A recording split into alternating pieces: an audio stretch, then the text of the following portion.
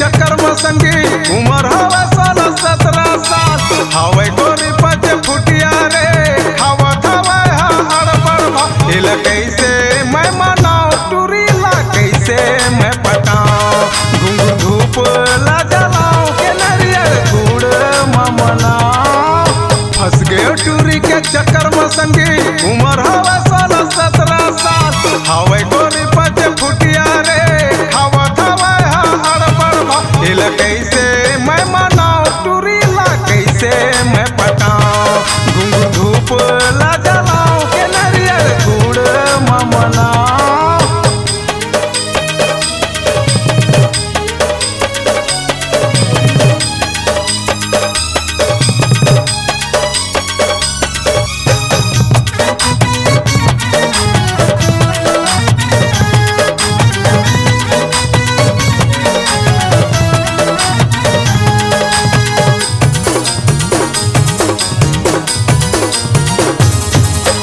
आँखी में गजरा पेनी में गजरा हाथ में धरे मोबाइल कम सिन हवे 17-18 उम्र के मारा थे रे स्टाइल।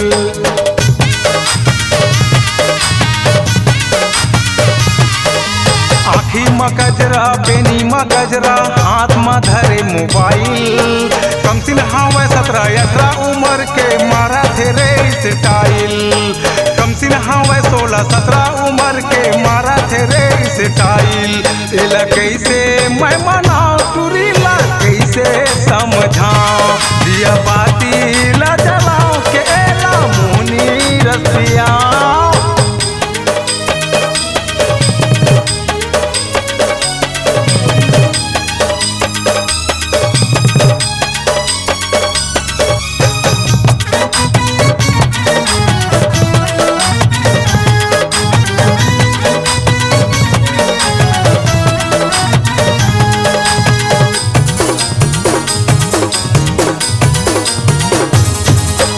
पहिरे हवे रे जीन्स टॉप दिखत हवे फिट माल देखते वेला संझा बिहनिया चूम लेते दोनों गाल।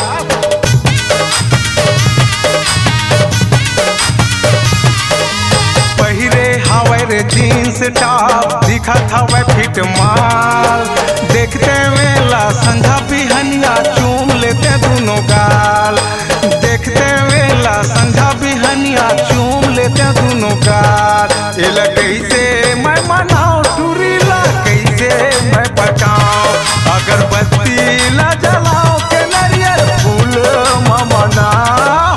फंस गए टूरी के चक्कर में संगी उम्र हवे 16-17 साल हवे गोरी 5 फुटिया रे खावत हवे हड़बड़ भाईल कैसे मैं मनाओ टूरी ला कैसे मैं पटाओ घुंघरू धूप ला जलाओ के नरियर गुड़ मनाओ। एला कैसे मैं समझाओ